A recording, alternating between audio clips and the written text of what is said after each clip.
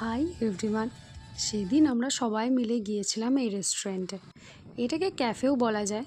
এটা একদম রাস্তার ধারে আছে আর এটার অ্যাম্বিয়েন্সটা খুব সুন্দর। এটাতে দু ধরনের বসার জায়গা আছে। একটা হচ্ছে এই ভেতরের জায়গাটা যেখানে এসি আছে, আর এই ওয়াল পেন্টিংগুলো তো তোমরা দেখতেই পাচ্ছ কতটা সুন্দর। আর এই বাইরের জায়গাটা যেটা আমরা বেশিরভাগ সময়েই বসে থাকি। তো এইখানে আড্ডা টাড্ডা দিই, এখানে খুব সুন্দর হাওয়াও দেয়।